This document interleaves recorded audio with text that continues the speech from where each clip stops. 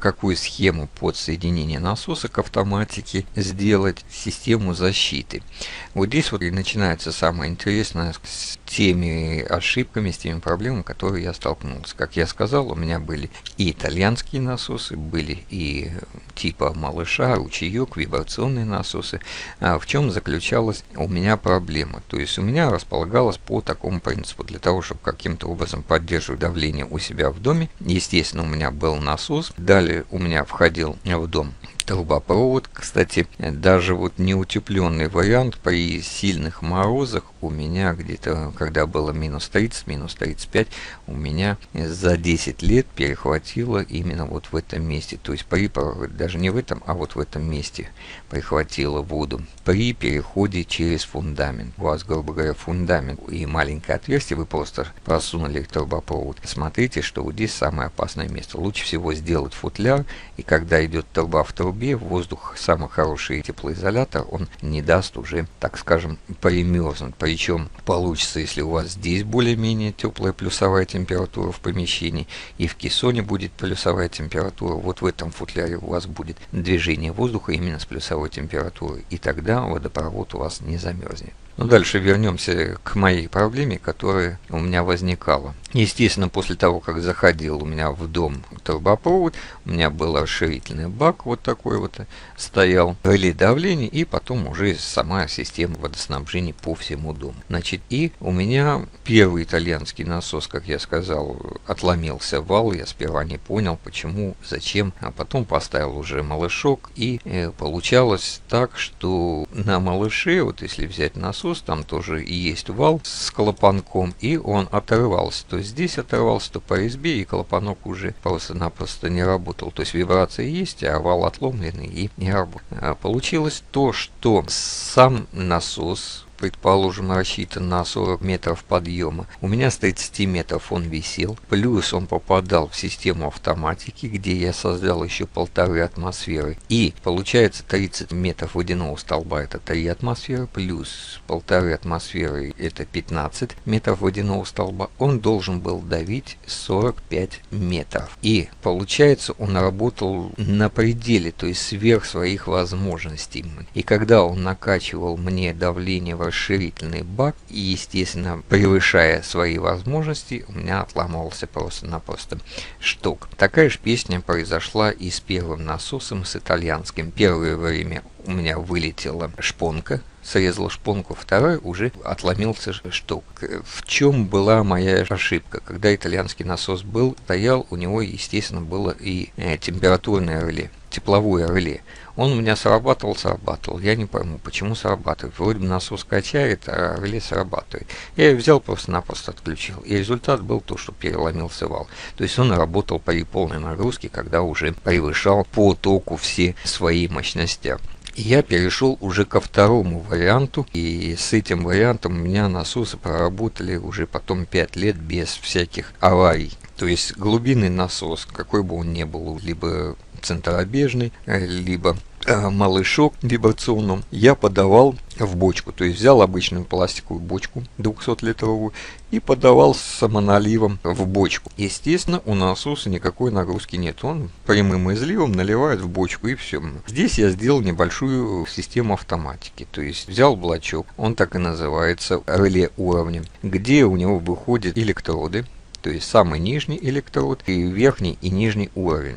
По электропроводности замыкаются эти два электрода, он показывает, что это нижний уровень, и он автоматически включает насос. При достижении вот этого уровня срабатывает вот этот электрод и вот этот, и уже выключают сам насос. У меня всегда автоматически поддерживался этот уровень. А уже с бочки, с помощью вот такой вот станции, я поддерживал автоматически давление в системе. Но такие станции не всегда позволяют решить ту проблему, и многие жалуются. То есть какая ситуация получается в этом случае? Вы выставляете на реле давление, предположим, например, 1 атмосфера. Включается насосная станция, и при 2 атмосферах она отключается.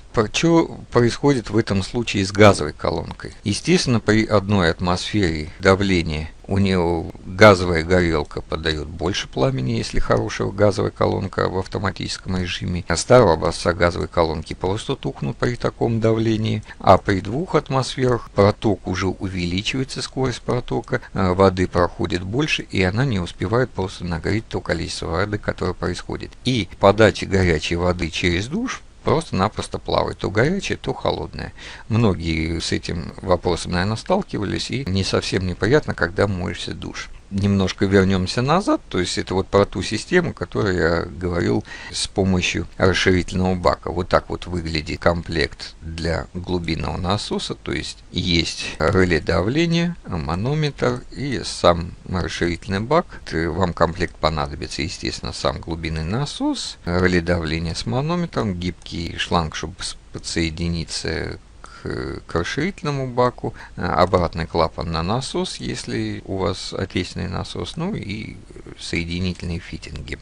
А второй вариант, существуют вот такие вот частотные преобразователи именно для бытовых насосов уже. Я не буду брать промышленные. Чем они хороши? Здесь выставляется по программе, уж не знаю, они разные комплекты бывают, то есть в чем заключается вся фишка. То есть у вас есть трубопровод, в некоторых моделях уже стоит, так скажем, датчик давления, вы выставляете то давление, которое вам нужно, и он уже управляет непосредственно глубинным насосом. Предположим, вот у вас глубинный насос, дальше идет у вас трубопровод, подключается сюда, и пошел трубопровод уже в дом, и отсюда идет управление электрической цепи насоса. Некоторые модели есть уже датчик давления.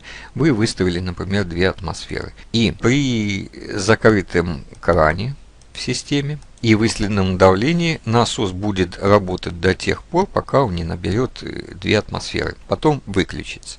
При открытии крана он плавно начинает разгонять насос до достижения давления, опять же, 2 атмосфер. Все это меняется за счет частоты вращения самого двигателя. То есть он не меняет ни мощность, он не меняет ни ток, он меняет просто частоту электрического тока. То есть если у нас электрический ток 50 Гц, то есть вот эти вот полуволны так называемые, за секунду их 50 штук проходит, то, меняя вот эту частоту, то есть он может быть и на 30 Гц работать, а может и на 6 Гц работать, он тем образом меняет обороты насоса.